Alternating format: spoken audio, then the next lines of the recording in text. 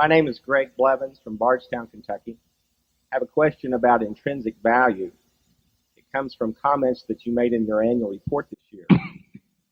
In there, you described the extraordinary skills of a jet in judging risk.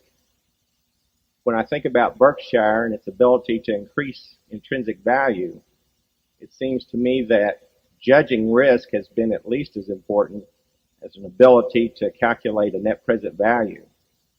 So my question to each of you is, would you give us some comments on how you think about risk? Well, we think of business risk in terms of what can happen, say, 5, 10, 15 years from now that will destroy or modify or reduce the economic strengths that we perceive currently exist in a business. And some businesses, it's impossible to figure, at least it's impossible for us to figure, and then we don't even think about it then. We are enormously risk averse. We are not risk averse in terms of losing $1 billion if there were an earthquake in California today. And we're thinking of writing a policy, for example, in the next week or so on a primary insurance risk of over $1 billion. That doesn't bother us as long as the math is in our favor. But in terms of doing a group of transactions like that, we are very risk averse. In other words, we want to think that we've got a mathematical edge in every transaction, and we think that we'll do enough transactions over a lifetime so that no matter what the result of any single one, that the group expectancy gets almost to certainty. When we look at businesses, we try to think of what can go wrong with them. We try to look at businesses that are good businesses now, and we think about what can go wrong with them. If we can think of very much that can go wrong with them, we just forget it. We are not in the business of assuming a lot of risk in businesses. That doesn't mean we don't do it inadvertently and make mistakes, because we do.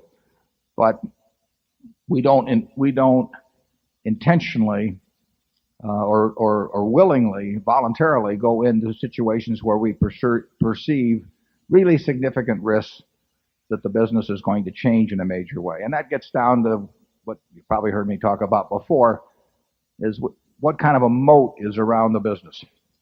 Every business that we look at, we think of as an economic castle. And castles are subject to marauders.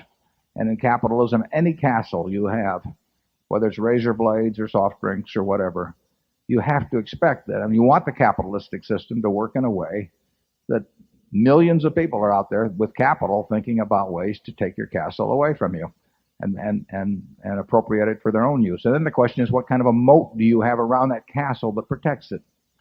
See's Candy has a wonderful moat around its castle. And Chuck Huggins has taken that moat, which he took charge of in 1972, and he has widened that moat every year. He throws crocodiles and sharks and piranhas in the moat, and it gets harder and harder for people to swim across and attack the castle. So they don't do it. If you look since 1972, Forrest Mars tried with FLM, I don't know, 20 years ago, and I hate to think of how much money it cost him to try that. And he was a very experienced businessman. So we think in terms of that moat and the ability to keep its width and its impossibility of being crossed as the primary criterion of a great business. And to our managers, we say we want the moat widened every year. That does not necessarily mean that the profit is more this year than last year, because it won't be sometimes. But if the moat is widened every year, the business will do very well.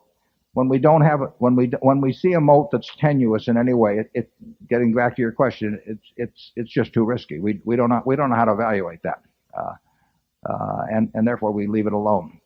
We think all of our businesses, virtually all of our businesses, have pretty darn good moats, and we think the managers are widening them. Charlie? How could you say it better? Here, have some peanut brittle on that one. Okay, 6.